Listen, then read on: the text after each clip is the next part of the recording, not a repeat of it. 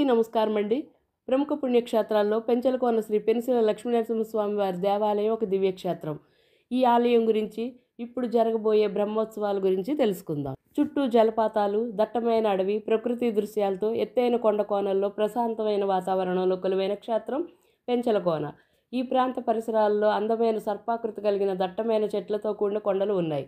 నెల్లూరు నుండి 76 కిలోమీటర్ల దూరంలో నల్లమల అడవులు, శేషాచల అడవులు కలిసిపోయే ప్రాంతంలో సముద్ర మట్టానికి 3000 అడుగుల ఎత్తులో ఉన్న పెంచలకోన క్షేత్రం నిత్యం భక్తులతో కిటకిటలాడుతూ ఉంటుంది. విష్ణు అవతారమైన నరసింహస్వామిగా వెలిసిన పెంచలకోన లక్ష్మీనరసింహస్వామి వారి ఆలయం గురించి తెలుసుకుందాం.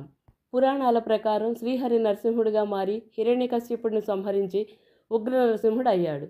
ఆ మహోగ్ర రూపంలో వెళ్తుంటే దేవతలు, ప్రజలు భయభ్రాంతులయ్యారు. అలా శేషాచలం అడవుల్లో సంచరిస్తుంటే చెంచురాజు కుమార్తె చెంచులక్ష్మి కనిపించింది. ఆ ముగ్ధమోహన సౌందర్యం ఆయన్ని శాంతపరిచింది. స్వామి పెళ్లి చేసుకోవాలంటే కప్పం కట్టాలని కప్పం చెల్లించి ఆమెను పరిణయమాడారు.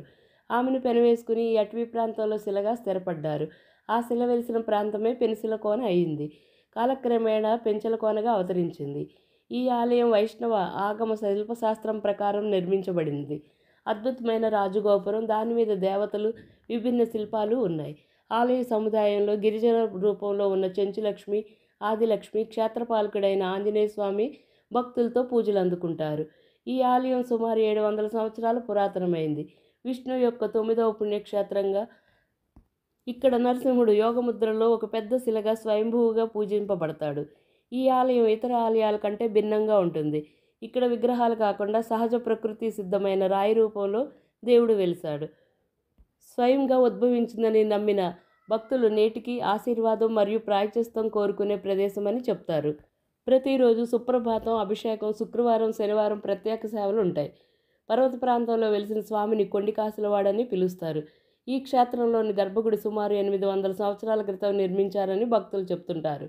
స్థల పురాణం ప్రకారం నృసింహస్వామి జ్వాలారూపంలో ఇక్కడికి వస్తే ఆ ఉగ్రరూపాన్ని ఎవ్వరూ శాంతింప చేయలేకపోయారని ఆలయ ప్రధాన అర్చకులు కొన్ని విషయాలు చెప్పారు. దేవతలంతా కలిసి లక్ష్మీదేవిని వేడుకోగా ఆమె చెంచులక్ష్మిగా అవతరించి స్వామివారిని శాంతింపచేసిందని, వారిద్దరే స్వయం సిద్ధంగా శిలారూపంలో ఇక్కడ ఉన్నట్లు, పూర్వం నిత్యారాధనలు లేవని, కేవలం వారంలో ఒక్కరోజు మాత్రమే నిర్వహించేవారని తెలిపారు.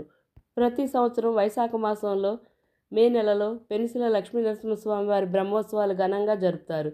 స్వామివారి దర్శనానికి భక్తులు పోటెత్తుతారు. ఈ పండగ చెంచులకు ప్రాధాన్యత ఇవ్వబడుతుంది. దేవునికి సమర్పించే మొదటి నైవేద్యం చెంచు తెగలవారు అడవుల నుండి ఉత్పత్తులను, తేనెలను తమ అల్లుడైన శ్రీ నరసింహస్వామి వారికి సమర్పించుకుంటారు. బ్రహ్మోత్సవాల్లో నిర్వహించే క్రతువులకు